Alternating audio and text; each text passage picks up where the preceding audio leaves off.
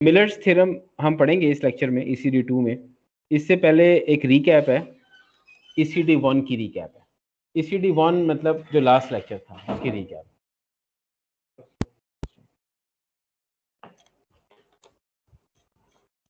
अच्छा, lecture number 1 में हमने ये पढ़ा था कि हमारे पास दो टाइप्स के कैपेसिटर्स हैं। एक वो हैं जो एक्सटर्नली कनेक्टेड हैं, कपलिंग कैपेसिटर्स, और एक बाईपास कैपेसिटर। और दूसरी टाइप्स के कैपेसिटर्स वो हैं जो जंक्शन कैपेसिटर्स हैं, जो जंक्शंस की इम्पीडेंसेस, जंक्शन कैपेसिटेंसेस हैं, और वो भी कुछ इम्पीडेंस कॉज करते हैं एट डिफरेंट फ्रीक्वेंसीज। क्योंकि जो impedance cause by a capacitor है वो डिपेंडेंट ऑन फ्रीक्वेंसी है। और हमने लास्ट लेक्चर में ये भी देखा है कि कपलिंग और बाईपास कैपेसिटर्स जो कि एक्सटर्नली कनेक्टेड हैं वो लो फ्रीक्वेंसी रिस्पॉन्स को अफेक्ट करते हैं, यानी लो फ्रीक्वेंसीज के ऊपर गेन को रिड्यूस कर देते हैं। ठीक है, और वो कैसे करते हैं ये हमने लास्ट लेक्चर में देखा था। और लास्ट लेक्चर में हमने ये भी देखा था कि ये जंक्शन कैपेसिटर्स जो कि बिल्ट इन होते हैं, ये हम एक्सटर्नली कनेक्ट नहीं करते, ये गेन को रिड्यूस करते हैं एट हायर फ्रीक्वेंसीज। जबकि जब हम कहते हैं कि फ्रीक्वेंसी, इसका मतलब क्या होता है, एम्पलीफायर को जो आपने इनपुट सिग्नल अप्लाई किया हुआ है उसकी फ्रीक्वेंसी। ठीक है, एक डीसी भी अप्लाई किया होता है बाइसिंग के लिए, डीसी की फ्रीक्वेंसी नहीं हो सकती क्योंकि तो डीसी होता है, उसकी जीरो फ्रीक्वेंसी होती है। ठीक हो गया। तो आज के लेक्चर में हम ये पढ़ने वाले हैं कि मिलर ने किस तरह से ये बताया था कि इन दो कैपेसिटर्स में से एक ये CBE कैपेसिटर है, इसको बोलते हैं इनपुट कैपेसिटर। ये भी हमने लास्ट लेक्चर में पढ़ा है। इनपुट कैपेसिटर क्यों कहते हैं इसको इनपुट कैपेसिटर, मैंने अपने वीडियो लेक्चर में भी बताया हुआ है कि ये बेस इनपुट टर्मिनल है, ये बेस इनपुट टर्मिनल है, और ये रेफरेंस है। या तो ये डायरेक्टली ग्राउंडेड होता है एम्पलीफायर्स में, और अगर डायरेक्टली ग्राउंडेड नहीं होता तो थ्रू सम रेजिस्टर ये ग्राउंड होता है, फॉर एग्जांपल RE के थ्रू ग्राउंड होता है। तो ये कॉमन टर्मिनल है, एमिटर एक कॉमन टर्मिनल होता है, इसीलिए इसको कहते हैं कॉमन एमिटर कॉन्फ़िगरेशन। जो एम्पलीफायर हमने कल पढ़ा था उसे कॉमन एमिटर क्यों कहते हैं, क्यों कहते हैं CR, आपको पता है क्यों कहते हैं? सर इसके एमिटर डायरेक्टली बेस के साथ कनेक्टेड है। नहीं, कॉमन एमिटर कॉन्फ़िगरेशन वो होती है जिसमें हम बेस के ऊपर इनपुट अप्लाई करते हैं, कलेक्टर से आउटपुट कलेक्ट करते हैं, और एमिटर के रेफरेंस से उनके वोल्टेजेस को नोट करते हैं। यानी एमिटर कॉमन होता है दोनों के दरमियान। या तो एमिटर डायरेक्टली ग्राउंडेड होता है या थ्रू अ रेजिस्टर ग्राउंडेड होता है। ठीक है, तो इसलिए ये कॉमन एमिटर है। इसी तरह से मैडम ने पढ़ाया होगा लास्ट कोर्स में कि कॉमन बेस कॉन्फ़िगरेशन भी होती है। उसमें बेस को ग्राउंड कर देते हैं, या डायरेक्टली ग्राउंड कर देते हैं, या थ्रू रेजिस्टर ग्राउंड कर देते हैं, और इनपुट एमिटर पे अप्लाई करते हैं और आउटपुट कलेक्टर से कलेक्ट करते हैं। ठीक है, और बेस उन दोनों के दरमियान में कॉमन होता है, इसलिए उसे कॉमन बेस कहते हैं। और एक थर्ड टाइप की कॉन्फ़िगरेशन कॉमन कलेक्टर भी हो सकती है, जिसमें कलेक्टर को डायरेक्टली पावर सप्लाई के साथ कनेक्ट कर देते हैं या ग्राउंड के साथ कनेक्ट कर सकते हैं, और इनपुट बेस पर अप्लाई करते हैं और आउटपुट एमिटर से देते हैं। तो ये तीन ही कॉन्फ़िगरेशंस पॉसिबल हैं। इसी तरह से FETs के अंदर कॉमन गेट, कॉमन ड्रेन और कॉमन सोर्स की कॉन्फ़िगरेशंस पॉसिबल हैं, वो भी हम पढ़ेंगे। लेकिन आप लोग small signal analysis of BJT and FET amplifiers वो आप लास्ट कोर्स में पढ़ चुके हैं, हम उससे आगे पढ़ेंगे, वो नहीं पढ़ेंगे दोबारा। ठीक हो गया। तो लास्ट लेक्चर में हमने ये पढ़ा था कि ये CBE इनपुट साइड की कैपेसिटेंस है। जी जी जी बेटा। सर सबको अटेंड बना दें, कोई बार बार निकाले ही जा रहा है, क्लास लेने नहीं दे रहा सही तरह। बदतमीज बच्चे हैं, शरारतें करते हैं हमारे साथ, चैनल भी इनको ठीक करते हैं। सबको अटेंड बना देते हैं। सर ये जो आप रिकॉर्डिंग करते हैं सर, ये बाद में प्ले नहीं होती? नहीं होती? नो सर, YouTube पे अवेलेबल कर देता हूँ मैं, आप मेरे चैनल पर जाकर देख लें। यस सर, YouTube पे आती है। लेक्चर की रिकॉर्डिंग होती है, अलग होती है ना? लेक्चर की रिकॉर्डिंग सर YouTube, आप मेरा YouTube चैनल नहीं विजिट किया आपने? सर YouTube पे होती है। मैं अभी सर विजिट किया है ये सर, यहाँ पे जो वीडियो रिकॉर्ड होके ना यहीं पे आप अपलोड कर रहे होते हैं ना, वो वाली ओपन नहीं होती, नहीं चल रही होती। बाकी YouTube पे तो हम देख रहे होते हैं। आप ना उसको चलाएं, आप ना चलाएं ना, आप YouTube पर चलाएं। मैं यहाँ से डाउनलोड करके YouTube पे अपलोड कर देता हूँ। अपने चैनल पर, ताकि ठीक सारा है स्टफ एक ही जगह हो जाए। हाँ जी, ठीक है सर। बिल्कुल ठीक है। अवेलेबल होगी वहाँ पर, आपको मिल जाएगी वहाँ पर, आप देखें वहीं मिल जाएगी। चलें, यूट्यूब चैनल के ऊपर ये जो भी हम रिकॉर्ड कर रहे हैं ये भी थोड़ी देर में मैं अपलोड कर दूंगा। आप मेरा यूट्यूब चैनल रेफर करें, वहाँ पर मेरी वीडियोस आती रहेंगी। ओके कितने सर। लोगों ने सब्सक्राइब कर दिया है? सर मैंने तो कर दिया। किया किसने नहीं सर किया? ऑलमोस्ट सबने कर दिया।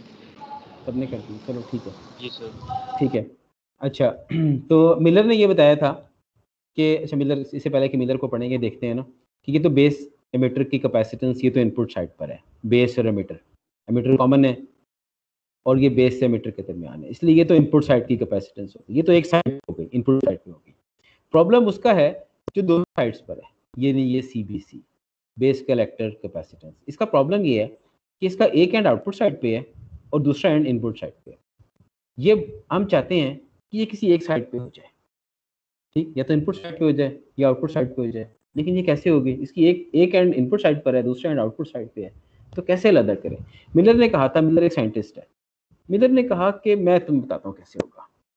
इसके दो पोर्शंस बना लेते हैं, इस सीबीसी को तोड़कर, क्योंकि ये आउटपुट और इनपुट के दरमियान की कैपेसिटेंस है, आउटपुट से इनपुट के दरमियान में है ये वाली।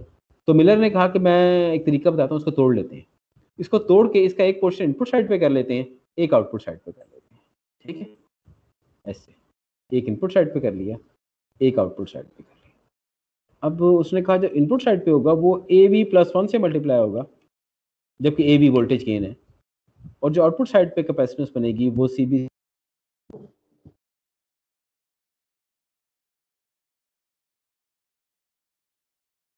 सर आवाज नहीं आ रही। सर आपकी आवाज नहीं आ रही।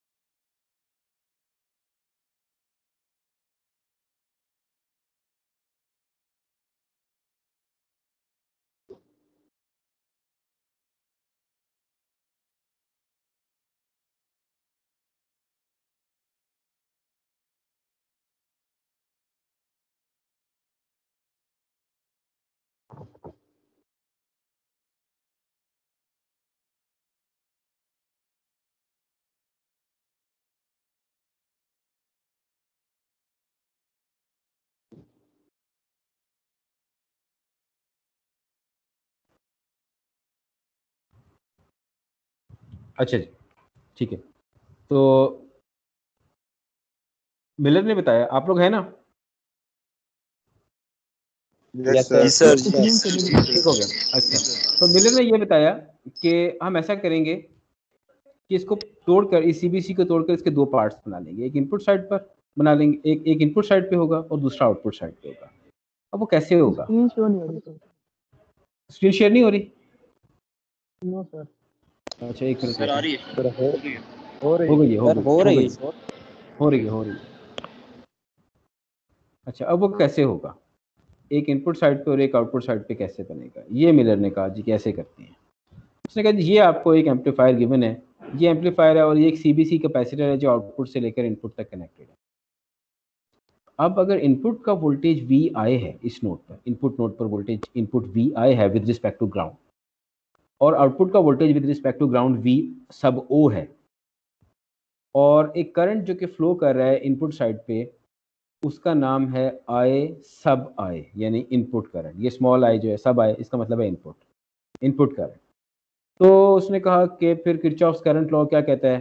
किरचॉफ्स करंट लॉ ये कहता है कि ये एक नोड है, ये एक नोड है, इनके दरमियान में करंट क्या होगा? इनके दरमियान में करंट हमने बेसिक सर्किट एनालिसिस के अंदर, लीनियर सर्किट एनालिसिस के अंदर हमने पढ़ा हुआ है कि अगर करंट ऐसे करके Vi से VO की तरफ जा रहा है तो इसका मतलब ये होता है कि Vi एक हायर वोल्टेज पर है, और वी आउट एक लोअर वोल्टेज पर है। और हम जिस भी नोड के लिए इक्वेशन लिख रहे होते हैं, हमने पढ़ा हुआ है नोडल एनालिसिस में कि जिस भी नोड के लिए इक्वेशन लिख रहे होते हैं उसके वोल्टेज को हाईएस्ट समझते हैं, तो और सारे करंट्स को उससे मूविंग अवे समझते हैं।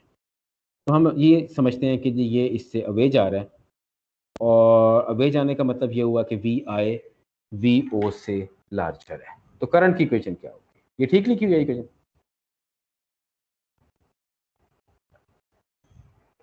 We I minus V O over X C B C. X C B C क्या है? ये इस सी बी सी की कैपेसिटिव रिएक्टेंस है जिसके यूनिट्स ओहम्स हैं। तो हमें चूंकि करंट बनाना है इसलिए वोल्टेज को ओहम से डिवाइड करना है, तो इसलिए इसकी एक्स सी बी सी क्या होगा? 1/2 पाई एफ सी बी सी। ठीक हो गया। लेकिन हमें यह भी पता है कि ये एक एम्पलीफायर है, इसका वोल्टेज गेन ए सब वी भी है, तो वी आउट है माइनस ए सब वी टाइम्स वी आई। ये माइनस क्यों लगाते हैं? ये कोई बताए माइनस क्यों लगाते हैं? ये मैडम ने बताया होगा। Common emitter is an inverting amplifier. ये मैंने साथ में हिंट भी दिया हुआ है, ये हिंट है कि कॉमन एमिटर इन्वर्टिंग एम्पलीफायर है, इसलिए ये एक माइनस साइन है। V out V input times A V तो होता ही है, लेकिन एट द सेम टाइम एक नेगेटिव 1 से भी मल्टीप्लाई हुआ होता है। उसकी क्या रीज़न होती है? उसकी रीज़न क्या होती है? उसकी रीज़न ये है कि ये एक इन्वर्टिंग एम्पलीफायर है। हमने इसका लास्ट कोर्स में, मैडम वाले कोर्स में, हमने इसका एक इक्विवेलेंट सर्किट बनाया था जिसमें हमने एम्पलीफायर को के लिए एक करंट सोर्स भी दिखाया था, और वो करंट सोर्स एक डिपेंडेंट करंट सोर्स था। मैं वहाँ जाना नहीं चाहता दोबारा, आप जाके इसको रिविजिट कर सकते हैं अपनी बुक में। और वहाँ पर डायरेक्शन ऑफ करंट जो कि आउटपुट साइड पे डायरेक्शन ऑफ करंट थी, वो इनपुट साइड पे डायरेक्शन ऑफ करंट की ऑपोजिट होती है, क्योंकि जो करंट सोर्स हम बनाते हैं डिपेंडेंट करंट सोर्स, उसकी डायरेक्शन होती है फ्रॉम कलेक्टर टू एमिटर। तो जब वो आरसी और आरएल से पास करता है तो उसकी डायरेक्शन ऑपोजिट हो जाती है compared to the direction in which the current enters into the base terminal। ठीक है, तो इसलिए ये माइनस हो जाता है, ये माइनस हो जाता है। बहरहाल अब हम क्या करने वाले हैं? इस वी आउट को पुट करने वाले हैं यहाँ पर। जब इसको यहाँ पुट कर देते हैं तो ये बन जाता है, क्या बन जाता है? ये वी आउट यहाँ आ गया, तो ये बन गया minus A V times V I, इस तरह हो गया। अब ये माइनस इस माइनस से मल्टीप्लाई होगा तो ये प्लस हो गए, और ये बन गया V I times 1 plus A V over X C B C over 1 plus A V. तो ये कैसे हो गया? हमने इस आई को हम इधर ले गए, यहाँ से लाकर डिवाइड कर दिया, और इस पूरी रेशो को जब उधर मल्टीप्लाई किया तो ये रिवर्स हो गई, तो ये बन गई X C B C over 1 plus A V. तो V I over I I ये क्या होना चाहिए? Input voltage divide by input current. ये इनपुट इम्पिडेंस है, ये वो इम्पिडेंस है जो आपको नज़र आएगी अगर आप यहाँ खड़े हो जाएं। ये सी आर खड़े हैं, अगर सी आर यहाँ पर खड़े हो जाएं और यहाँ से देखें इस एम्पलीफायर को, तो सी आर को ये रेजिस्टेंस नज़र आएगी, ये इम्पिडेंस नज़र आएगी। क्या नज़र आएगी? G I X C B C over 1 plus A V, where A V is the voltage gain. अच्छा, जी आई को हम ऐसे भी लिख सकते हैं फिर कि एक्स सी बी सी को 1 ओवर जे ओमेगा सी बी सी लिख देते हैं, और ये 1 प्लस ए वी से मल्टीप्लाई हो जाएगा, क्योंकि 1 प्लस ए वी तो ऑलरेडी यहाँ पे है। तो अब ये जी आई देखें ना, ये एक कैपेसिटिव रिएक्टेंस है, और इसमें इफेक्टिव कैपेसिटेंस क्या बन गई जिसकी ये कैपेसिटिव रिएक्टेंस है? C B C times 1 plus A V, ये कैपेसिटेंस है।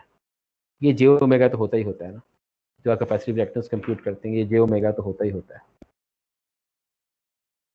तो ये सी बी सी की जगह पे ये वाली जो मैंने ग्रीन ब्रैकेट्स में बंद की है, ये टर्म आ जाती है।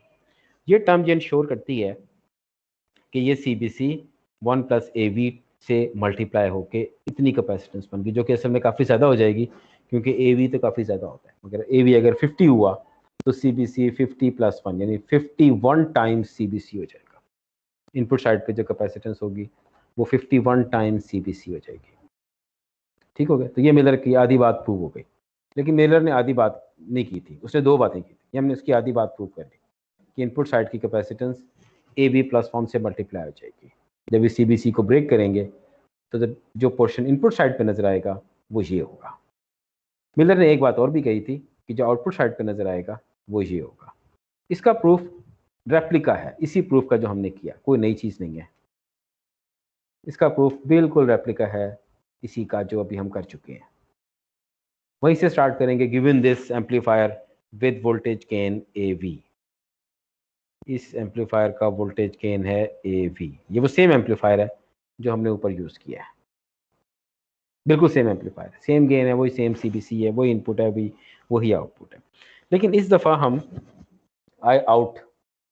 आउटपुट करंट को देखेंगे। हम ये अज्यूम करते हैं कि एक करंट V आउट से V इन की तरफ भी जा रहा है। ये भी एक नोड है, हमने पढ़ा हुआ है कि दो नोड्स अगर हों तो हम दोनों के लिए इक्वेशन लिख सकते हैं। और हमने ये भी पढ़ा हुआ है सर्किट एनालिसिस में कि जिस नोड के लिए आप इक्वेशन लिख रहे हो, मैंने भी थोड़ी देर पहले भी बताया है, जिस नोड के लिए आप इक्वेशन लिख रहे होते हैं उसके वोल्टेज को आप हाईएस्ट समझते हैं, उसके वोल्टेज को आप हाईएस्ट समझते हैं।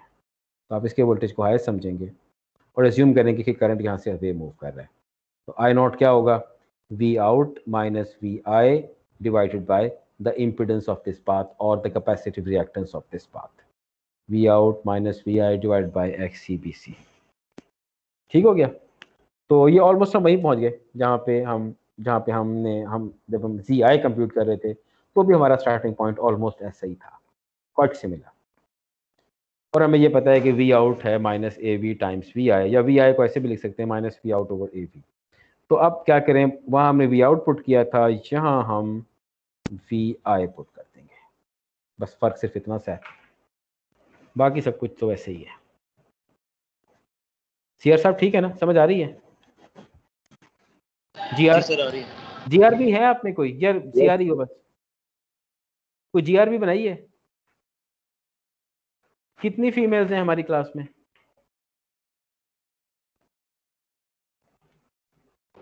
सर 4 हैं। उनमें से एक GR बना लो, खुद ही बन जाए कोई एक अपनी मर्जी से। सर एक बनी हुई है, क्या नाम है उसका? फौजिया। ठीक है, फौजिया को CR रहने दें, GR रहने दें। 5 मिनट्स में ठीक हो गया। तो VI की वैल्यू पुट कर देंगे यहाँ पे minus V out over AV। तो ये हमने पुट कर दिया, ये VI की जगह पे क्या पुट कर दिया? इनफैक्ट VI की जगह पे हमने ये यहाँ पर पुट कर दिया है, यहाँ पर पुट किया। ठीक हो गया। तो ये minus V out over AV हो गया, यहाँ से ले आए। अब ये माइनस से माइनस मल्टीप्लाई होकर ये प्लस हो जाता है, और ये V out 1 + 1 ओवर AV हो जाता है divide by XCBC। 1 + 1 over AV को ऐसे भी लिख सकते हैं, AV इधर मल्टीप्लाई हो जाएगा, AV + 1 डिवाइड बाई AV। तो इसकी प्रॉपर फ्रैक्शन बना के भी लिख दी हमने, AV + 1 ओवर AV। ठीक हो गया। तो अब अगर इस I out को यहाँ डिवाइड कर दें तो ये सारा कुछ, ये फ्रैक्शन उधर जाके इन्वर्ट हो जाएगी। तो यही हमने किया, वहाँ जाके इसको इन्वर्ट कर दिया और इस साइड पे रह गया V out over I out। और आपको पता है कि V out over I out Z out होती है। और Z out कौन सी इम्पिडेंस होगी अगर CR साहब कहाँ खड़े हों? ये हमने CR साहब को पहले यहाँ खड़ा किया था। अब अगर CR साहब यहाँ हों, अब चलें इनको GR कर लेते हैं। GR यहाँ है, GR यहाँ है। अच्छा, अगर ये GR हैं तो फिर ये थोड़े बाल भी बनाने पड़ेंगे। ये लो जी, बाल भी बना दिए हमने इनके। ये GR हैं और GR यहाँ खड़े होकर देख रही हैं कि यहाँ पर यहाँ से क्या इम्पिडेंस नजर आती है। ठीक है, तो वो होगी V out over I out। सही है। तो Z out हो गई किसके equal? XCBC over AV + 1 over AV। ये Z out है। अब हम क्या करेंगे, वही काम करेंगे, XCBC को इन टर्म्स ऑफ कैपेसिटेंस लिख देंगे 1 ओवर J ओमेगा CBC। लेकिन जो CBC है वो इस फ्रैक्शन से मल्टीप्लाई भी हो जाएगा। तो जो इफेक्टिव कैपेसिटेंस हो गई अब वो ये है जो मैंने ग्रीन ब्रैकेट्स में बंद की है। ठीक है, तो जो आउटपुट साइड के ऊपर, यानी हम मिलर का दूसरा पार्ट भी हमने सॉल्व कर लिया कि CBC times 1 plus AV over AV वो पोर्शन है जो आउटपुट पर नजर आ रहा है, जो हमें आउटपुट पर नजर आ रहा है। इस CBC कैपेसिटेंस का जो कि आउटपुट से इनपुट के दरमियान थी, ये उसका वो पोर्शन है जो हमें आउटपुट पर नजर आ रहा है। ये बहुत अच्छा है। अच्छा, एक और बात यह है कि इसकी वैल्यू मैंने अपने लेक्चर में भी बताया हुआ है कि इसकी value almost very close to 1 होगी, क्योंकि AV काफ़ी ज़्यादा होता है। अगर ये 100 हुआ फॉर एग्जांपल, तो ये आंसर आ जाएगा 101 डिवाइडेड बाय 100। तो 101 डिवाइड बाय 100 ऑलमोस्ट 1 ही हो गया। तो जो CBC है वो ऑलमोस्ट वही CBC हमें आउटपुट पर नज़र आ जाती है, वही CBC हमें आउटपुट पर नज़र आ जाती है, क्योंकि ये रेशो ऑलमोस्ट 1 ही हो जाती है।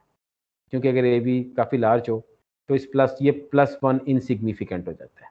हाँ, अगर AV स्मॉल हो तो फिर नहीं होता। अगर AV 1 हो फिर ये इनसिग्निफिकेंट नहीं होगा, क्योंकि ये 1 + 1 2 ओवर 1, फिर तो ये ज़्यादा हो जाएगा, AV से ट्वाइस हो गया।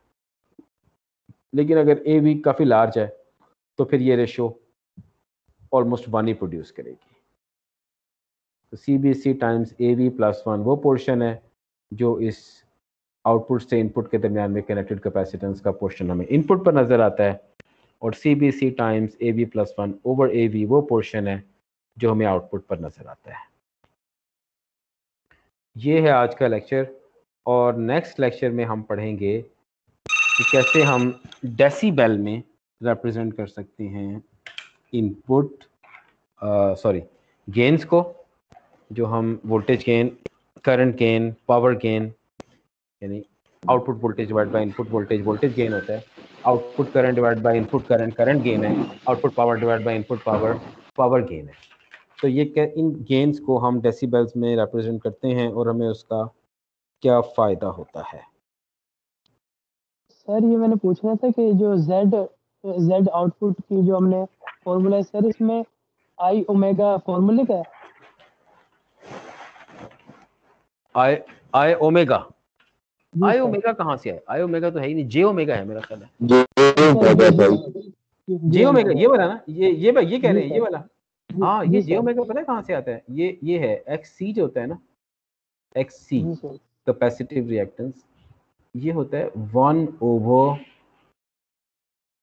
तभी ओम्स बनता है जब आप इसको 1 ओवर J ओमेगा C करते हैं, तभी ये ओम्स बनता है। इसको ओम्स बनाने के लिए ओम्स तब बनता है ये जब 1 ओवर J ओमेगा C हो। इसको बोलते हैं, XC को बोलते हैं कैपेसिटिव रिएक्टेंस, जबकि C कैपेसिटिव रिएक्टेंस नहीं है। C तो कैपेसिटेंस है, इसके यूनिट्स तो फैरेड्स होंगे, माइक्रोफैरेड्स होंगे, जबकि XC के यूनिट्स ओम्स हैं। ठीक है, तो ये फॉर्मूला है 1 ओवर J ओमेगा CBC। अगर कोई कहे कि जी X के साथ ये सबस्क्रिप्ट में CBC भी है, तो फिर इस C के साथ भी सबस्क्रिप्ट में B और C आ जाएगा। तो XCBC असल में ये बाकी फॉर्मूला में है ऑलरेडी। XCBC को असल में हमने असल में XCBC को रिप्लेस किया है। XCBC को हमने रिप्लेस किया है इससे रिप्लेस किया। जब इससे रिप्लेस किया तो ये CB + 1 ओवर AB तो ऑलरेडी यहाँ पे था, ये CBC के साथ मल्टीप्लाई हो गया। इनफैक्ट ये सारे के साथ ही मल्टीप्लाई हो गया, लेकिन मैंने ये ग्रीन ब्रैकेट्स इसलिए यहाँ पर लगाई हैं ये बताने के लिए कि अब ये नई कैपेसिटेंस है। J ओमेगा तो होता ही है, ये अब नई कैपेसिटेंस है जिससे ये J ओमेगा मल्टीप्लाई होगा और ये कैपेसिटिव रिएक्टेंस बनाएगा। ठीक हो गया? तो अब नई कैपेसिटेंस ये बन गई। कोई और क्वेश्चन? कोई और क्वेश्चन? कोई बच्ची पूछे, बच्ची। गर्ल्स में से कोई क्वेश्चन पूछे? One question from girls. नहीं, कोई नहीं, सारे ठीक है। बॉयज में से चला कोई और पूछ ले, एक क्वेश्चन और पूछ ले। जी अस्सलाम वालेकुम सर। जी बेटे। अच्छा सर, इसका जो मिलर जो है थ्योरम ना, इसका मतलब जो मेन कंक्लूजन है वो यही है कि CBC का, यानी कि चूंकि ये इनपुट और आउटपुट के दरमियान था, तो मतलब इशू राइज यहीं से होता है। हाँ, इशू राइज यहाँ से होता है। ये प्रॉब्लम की जड़ है, ये मसले की जड़ ये है, ये फसाद की जड़ ये CBC है। जो कि जिसका एक एंड आउटपुट पर है और एक एंड इनपुट पर है। ये मैंने बताया अपने लेक्चर्स में, आज ही बताया। जी सर बिल्कुल। तो इस तो फसाद सर को अगर सॉल्व हम करने के लिए जी तो सर अगर हम इसके साथ ग्राउंड लगा दें, जैसे हमने इसके साथ लगाया, हम इसके साथ ग्राउंड कैसे लगा सकते हैं? हमारे अपने अगर आउटपुट टर्मिनल को ग्राउंड कर देंगे या इनपुट टर्मिनल को ग्राउंड कर देंगे तो एम्पलीफायर रहेगा ही नहीं। अगर आप तो इनपुट टर्मिनल रजिस्टर को ग्राउंड लगाना रजिस्टर लगा के भी ग्राउंड कर पड़ेगा। देंगे, रजिस्टर लगा के तो ग्राउंड हुए भी होते हैं, रजिस्टर लगा के भी अगर ग्राउंड कर देंगे तो डिफरेंट वोल्टेज वहां पर मिल जाएगा। रजिस्टर लगे होते हैं, बाइसिंग हुई होती है। आपने देखा नहीं, जब हमने लास्ट लेक्चर पढ़ा है उसमें एक R1 और R2 लगे हुए हैं, R1 यहाँ जी लगा सर। होता था और R2 यहाँ लगा होता था। बाइसिंग, वो तो रजिस्टर तो लगे होते हैं बाइसिंग के लिए, और वो इसलिए लगे होते हैं क्योंकि आपने बेस को कुछ इनपुट वोल्टेज देना होता है। आपने वो किया, आपने वो डीसी एनालिसिस किया होगा, डीसी बाइसिंग सर। का एनालिसिस आपने किया होगा ये जानने के लिए कि वीबी डीसी बेस वोल्टेज कितना होता है और डीसी एमिटर वोल्टेज उसका पॉइंट उससे 0.7 लेसर होता है। बिल्कुल लगे होते हैं जी रजिस्टर्स, सर। वो यहाँ जी पर एक सर। वोल्टेज प्रोवाइड कर रहे होते हैं, एक बेस वोल्टेज प्रोवाइड कर देते हैं वीबी, जी सर। जिसके ऊपर वो क्यों जरूरी होता है हमें, वीबी क्यों जरूरी होता है? वो इसलिए जरूरी होता है ताकि उसके ऊपर आपका input applied AC voltage ride कर सके, जी सर। और आउटपुट के ऊपर भी एक वीसी होता है, VC, V collector to ground, और वो इसलिए होता है ताकि उसके ऊपर आउटपुट वोल्टेज राइड कर सके। और फिर हम आउटपुट पे कपलिंग कैपेसिटर लगा के वो डीसी ब्लॉक कर देते हैं और सिर्फ जो एसी स्विंग होती है एट 0 वोल्ट्स वो हमारे पास रह जाती है। तो सुपर इम्पोज करना होता है उसका। इनफैक्ट सुपर इम्पोज ही होते हैं, हमने इसलिए करना होता है क्योंकि हमने एम्पलीफाई करना होता है। लेकिन वंस हमने एम्पलीफाई कर लिया, मैं लास्ट लेक्चर में बताया था, तो जो सुपर इम्पोज सिग्नल होता है वो हमारे किसी काम का नहीं होता, वो क्लैम्प्ड होता है। उस क्लैम्प्ड सिग्नल को हमें डी क्लैम्प करना होता है, उसके लिए हम वो आउटपुट पे कैपेसिटर लगा देते हैं। लेकिन इसके अलावा जिस तरह आप कह रहे हैं हम इन्हें ग्राउंड कर दें, वो नहीं, वो पॉसिबल नहीं है, फिर एम्पलीफायर नहीं रहेगा। उसका सर वो फंक्शन ही खत्म हो जाएगा। हाँ, फिर एम्पलीफायर नहीं रहेगा, एज एन एम्पलीफायर काम नहीं करेगा। एज एन एम्पलीफायर काम करने के लिए जरूरी होता है कि base emitter junction forward biased हो, ठीक है, वहां पर 0.7 वोल्ट डीसी वोल्टेज ड्रॉप हुए हुए हो, और बेस कलेक्टर जंक्शन को रिवर्स बाइस होना चाहिए। ये हमने पढ़ा होगा, ये बेसिक रिक्वायरमेंट है। अगर ये ना हो तो फिर एम्पलीफायर एम्पलीफिकेशन मोड में काम नहीं कर सकता। कोई और क्वेश्चन? कोई और क्वेश्चन? कोई नहीं है, चलें ठीक है। अब हमारे पास रह गए हैं 13 मिनट्स। ठीक है, मैं मीनवाइल ये करूंगा कि मैं अब हमारा लेक्चर फ्राइडे है ना, फ्राइडे है नेक्स्ट लेक्चर, फ्राइडे है। ठीक हो गया, तो फ्राइडे के लेक्चर के लिए मैं कुछ और प्रिपेयर कर लूंगा इंशाल्लाह। नेक्स्ट डेसिबल, मैंने बताया हुआ decibel the low frequency response. ठीक हो गया? और कोई क्वेश्चन नहीं है तो ठीक है, अगर कोई क्वेश्चन हो तो आप मुझे यहाँ टीम्स के ऊपर मैसेज कर सकते हैं। अगर कोई बच्चा रह गया है तो मुझे ग्रुप में बता दें, मैं उसे टीम में ऐड कर लूंगा। Okay sir. ओके जनाब। ये वीडियो सर अपलोड कर सकते हैं? जी मैं अभी थोड़ी देर में कर देता हूँ। ओके सर, थैंक अटेंडेंस लेना सर। आपसे पूछ कर नहीं लेनी सर ने।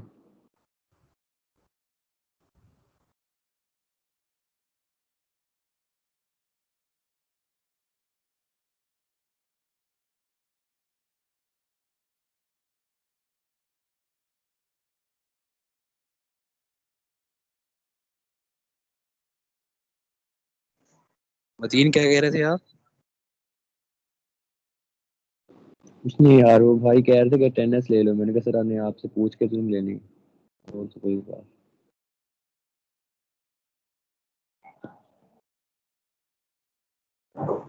लेक्चर एंड हो गया? जी सर, एंड हो गया। हेलो, आओ पब्लिक। वालेकुम जी सर, सलाम। आओ। ठीक ठाक।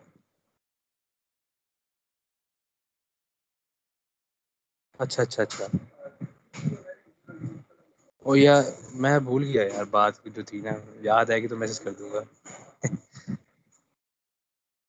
तो ठीक है, फिर लीव कर दो। हाँ, शायद यही पूछना होगा।